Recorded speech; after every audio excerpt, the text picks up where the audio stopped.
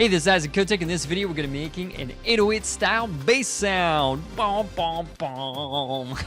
This is a cool sound to put in your production, specifically if you're going with trap or kind of future bass sound where you want a really thick bass that allows room for those big lead sounds and doesn't kind of, interact and get in the way of each other. So let's check out what it sounds like in Ableton Live.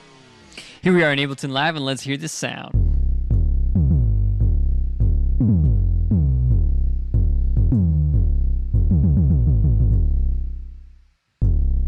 Nice. It's got a really big sound to it, but just a little touch of that crunchiness to make it come through the mix. The rest of this video, we're going to go step by step and make the sound in Ableton Live's Wavetable. There's also a link in the description below for a free by donation download if you want to just grab the thing and not even build it.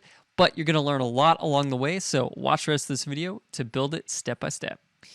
All right, here we are in Ableton Live. First thing I'm going to do is I'm going to delete this preset, and I'm going to drag in a wavetable. Now, I could do everything right here in this window, but I'm actually going to use that little triangle here to make it bigger, just so I can see everything. First thing I want to do is put on the sub oscillator because I'm going to want a really thick, deep sub sound. I'm going to put this to -2 octave.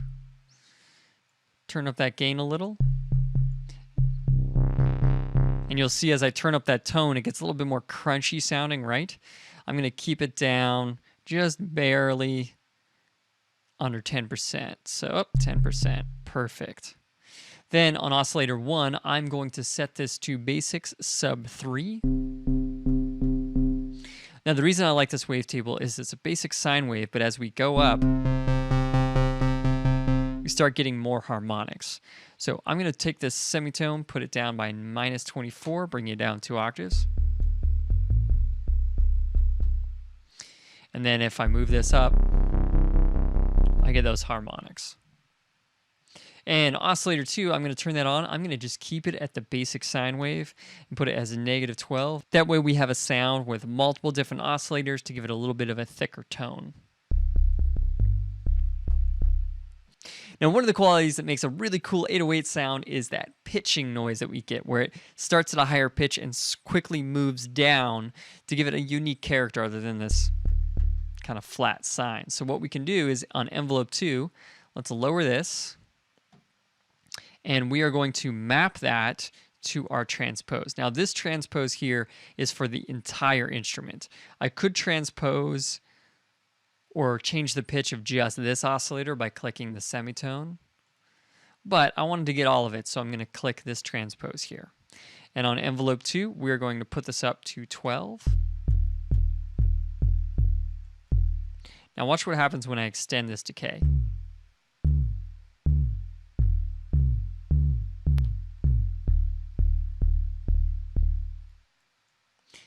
And what I want is something about like that. So we can hear it, but it's not too crazy like this.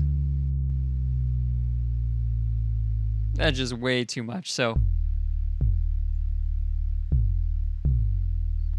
something like that, where we hear it, but it'll still have a solid kind of tone to it, so it's not all over the place.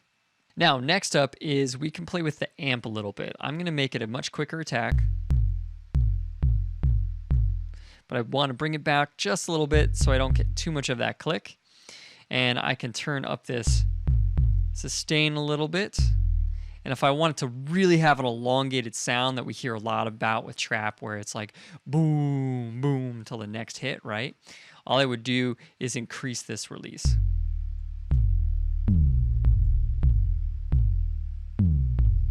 Now you can hear these things are kind of wobbling and hitting each other, right? Well, if I go to poly, click that, I turn to mono. That way it's only one note at a time. So we don't get that wobble noise sound that we were getting before. Now this is a great basic 808 sound. Right now, this is good to go. You could throw it in your trap music and your future bass, whatever, and it would sound great. It'd be very thick and low and allow a lot of room for other sounds. But if you want a little bit more of a distortion sound, a little bit crunkier, harder hitting, there's going to be a few other things we're going to do. And depending on your song, you might want the later things or you might want it just like this, very simple. And the basics of this is if I turn up this position,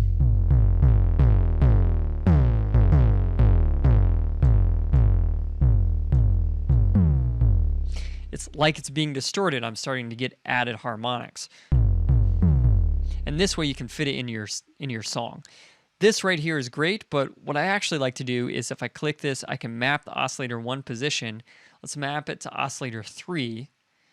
And I'm just going to basically emulate this shape, but a little bit longer tail.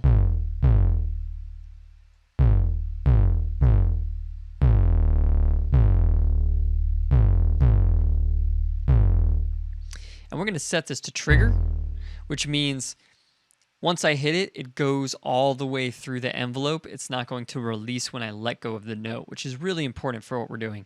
So I'm going to set all of these to trigger.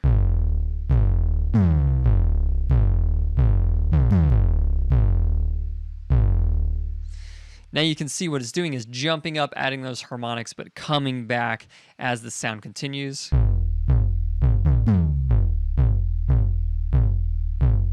And you can dial that in as you like, but about here is what I like for this particular preset.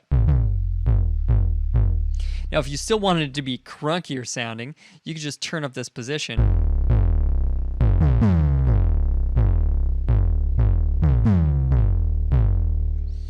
And you would get it where it's punchier at the beginning and then comes back a little bit to whatever position you would like. Last thing you can do is playing with the filter. So right now we basically have no, the filter's not doing anything. But if I bring this back, it's cutting out a little bit of those highs, right? But if I change the filter type to emulate some analog filters, I'm going to go with OSR, turn up this drive amount. I'm going to have to turn down my volume because this is adding volume.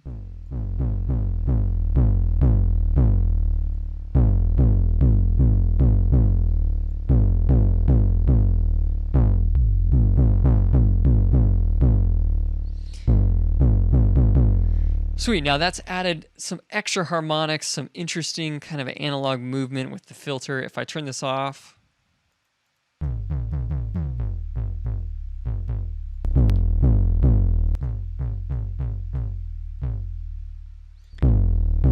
you can see it just added a lot more to the sound. It's kind of like adding a bunch of saturation.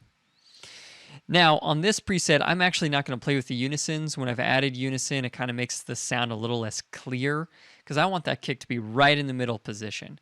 So this, to me, is a great preset. If I wanted to kind of make it more extreme, I would change this frequency, resonance, and that position.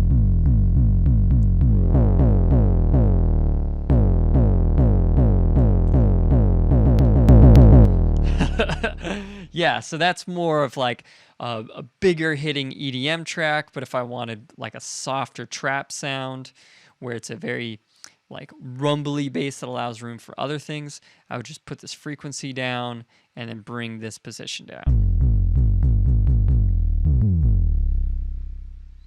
So there you go, that is making an 808 style bass sound in Ableton Live. If you want to see more videos like this, preset videos, DIY, how to make different sounds, subscribe to this channel. There'll be a lot more coming at you. Every Wednesday is Wavetable Wednesday. Wavetable Wednesday! Every week we're coming out with one, so make sure you subscribe to stay up to date. There's a link in the description if you want to download this presets. And yeah, more videos coming at you. So thanks a lot. Comment below if there are certain sounds you'd like me to look into, try to recreate Ableton Live's Wavetable. Or you got questions, please comment below. I'm always down to answer those. So thanks a lot. Until next time, making the music with that thick, big 808 style bass sound.